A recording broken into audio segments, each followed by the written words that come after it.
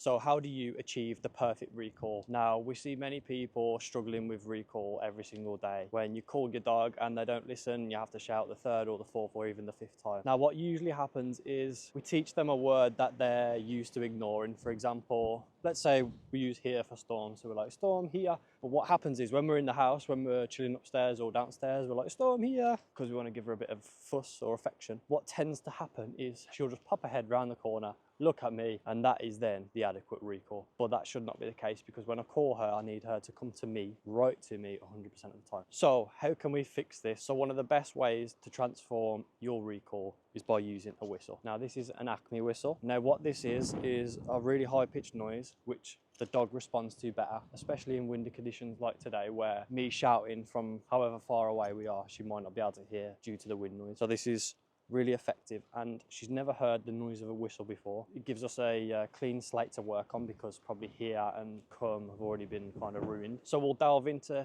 how to use this properly in a second. But what we also need is a long line. This is 5 meter long line. You tend to see owners use it with puppies, but we can use it on our adult dogs as well. Like, there's nothing wrong with that. What this does is able just to direct our dog, reel our dog in if they're ignoring our command. So by pairing the whistle together along with the long line, this is going to help us and help our dog achieve that 100% recall. So how do we do it? So we'll wait for Storm to get a bit distracted here.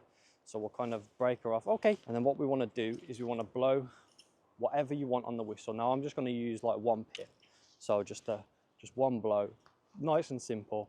She's never heard it before, but what I want to do is, if she doesn't come to me, I'm just going to reel her in. I'm not going to pop the lead, I'm not going to correct her. I'm just going to reel her in and let her know that coming to me on that whistle noise is the best thing.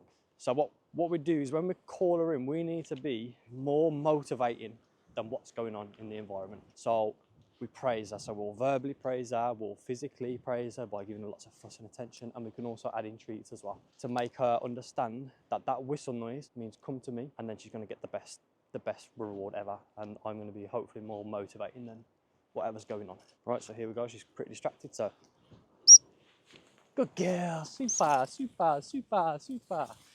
So she's going a bit crazy here, but that was super. So she was distracted, we popped the whistle, straight away she was attracted to that noise, and then we reel her in.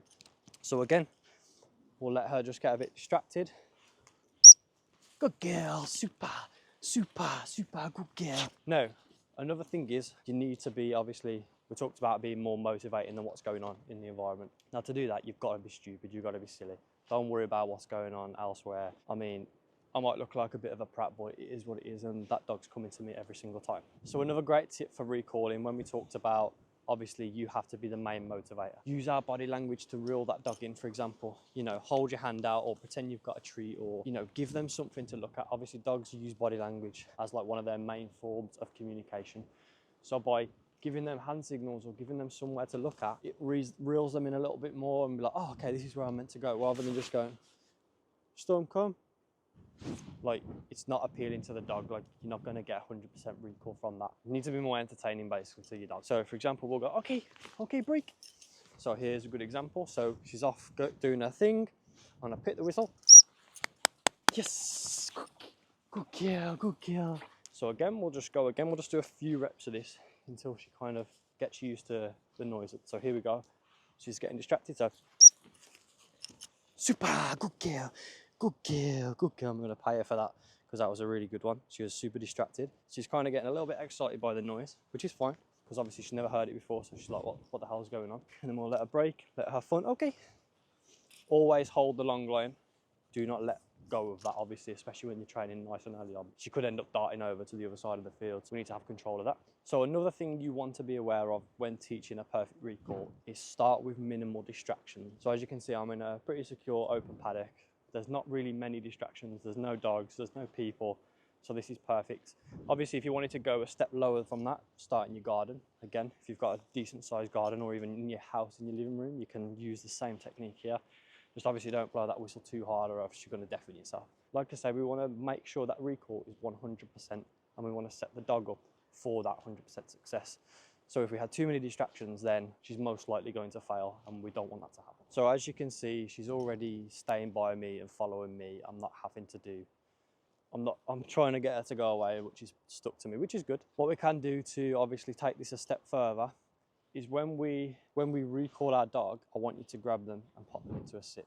Because obviously if you're thinking a real life situation, you've recalled your dog for a reason because there's a cat, there's a dog, or there's something over there that you don't want them to get hold of. So by recalling them, getting them into a sit, and then obviously pay them with treats. Otherwise, if you give them a treat first, they're going to take that reward and then they're going to go back to whatever they was doing.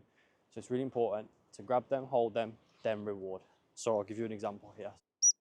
Super, good girl. So I'm just going to grab her here, pop her into a sit, and then pay her. Super, good girl, good girl, good girl, super. Again, holding her, paying her, and then, okay, free, perfect. So always free them as well, always introduce a break command or okay command, whatever your word is, just so they know they can go back to doing what they want.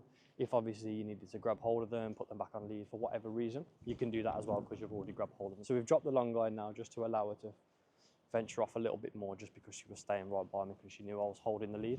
Pit the whistle. Super, good girl. So here, good girl, sit. So let me break that down. So I pipped the whistle, she turned around, which was really good. I'm giving her encouragement as she's turned around because she's done a good thing by responding. What she's done is she's then got distracted by another scent. So what I've done then is got up, haven't said anything, just go grab the lead, reel her in, pop her into a sit. So hopefully she understands that she's going to come to me either way. She either comes to me and gets a reward, sit. She either comes to me and gets a reward, or I go and get her, and that's that. So she has no option. Like I said, 100%. This is 100%. You say it and you mean it, and we go get the dog. So now we're going to add some dogs into the equation. We're going to go to a different environment, to a secure field. We're going to let the dogs run around and do their thing, and we're going to practice some recall with Storm. Now, Storm loves other dogs. She's obsessed with them, so this is going to be really challenging and really testing for her. We've pretty much perfected this environment, so we're going to ramp it up a little bit, and I'm going to show you guys how it's done.